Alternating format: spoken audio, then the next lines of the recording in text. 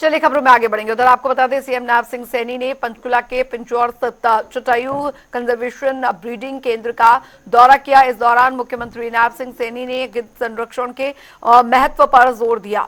CM Saini ने यहां गिद्धों को जंगल में छोड़ने की प्रक्रिया में हिस्सा लिया और कहा कि यह कदम पर्यावरण संतुलन बनाए रखने में अहम भूमिका निभाएगा। साथ ही सीएम ने जटायु कन्वेंशन ब्रीडिंग केंद्र के कार्य की सराहना भी की और कहा कि प्रजनन और संरक्षण के लिए जो कार्य यहां किए जा रहे हैं वो सराहनीय है। 90 के दशक से ही गिद्धों की प्रजाति विलुप्त होती जा रही है, लेकिन गिद्ध पर्यावरण संरक्षण में बेहद अहम योगदान निभाते हैं, इसलिए ही गिद्धों को बचाना बेहद जरूरी भी है। वहीं इस मौके पर सीएम नायब सिंह सैनी ने एक देश एक चुनाव के साथ किसान आंदोलन और अपने धन्यवादी दौरे को लेकर भी जानकारी दी।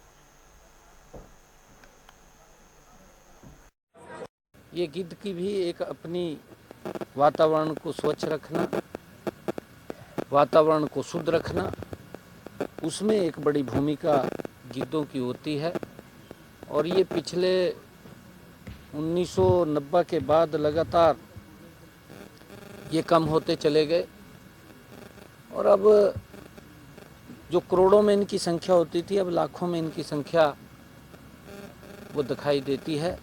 इस गिद्ध प्रजनन केंद्र के अंदर कार्य कर रहे हैं और इसको लगातार, क्योंकि कई यहाँ पर हमारे इस सेंटर के ऊपर जब उनको छोड़ा जाता है तो उनकी, और आदरणीय प्रधानमंत्री जी का जो ये विज़न है कि देश के अंदर वन नेशन वन इलेक्शन के तहत इलेक्शन होने चाहिए, क्योंकि लगातार जिस प्रकार से हम इलेक्शन में ही खड़े रहते हैं, चाहे पंचायत का इलेक्शन हो, चाहे नगर पालिकाओं के स्थानीय निकाय के इलेक्शन हो, विधानसभा के इलेक्शन हो या लोकसभा के इलेक्शन हो या किसी अन्य राज्य में अलग अलग समय के ऊपर वो इलेक्शन चलते रहते थे। खर्चा भी ज़्यादा होता था क्योंकि पूरी ताकत पूरी मशीनरी लगती और खर्चे के साथ साथ विकास में भी धीमापन आता था, विकास की गति भी नहीं बन पाती थी। इससे दोनों कामों में संतुलन आएगा, काम भी गति से होगा, काम तो गति से होगा ही, परंतु हमारा समय भी बचेगा, हमारा पैसा भी बचेगा, जिस पैसे को और समय को हम विकास, इस भारत के विकास के अंदर उसका सदुपयोग कर पाएंगे। कांग्रेस के लोग हैं जो इसके ऊपर राजनीति कर रहे हैं, चाहे आम आदमी पार्टी है, वो आश्वस्त करें।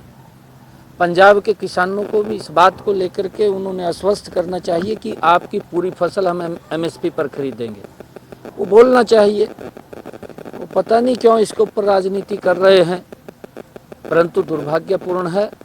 हमारा किसान है, हम किसान से आग्रह करेंगे कि मोदी जी ने जो काम किए हैं वो किसान की मजबूती में ऐतिहासिक काम किए हैं। कार्यक्रम है पूरे प्रदेश के अंदर, विधानसभा के अनुसार मेरे कार्यक्रम रहने वाले हैं।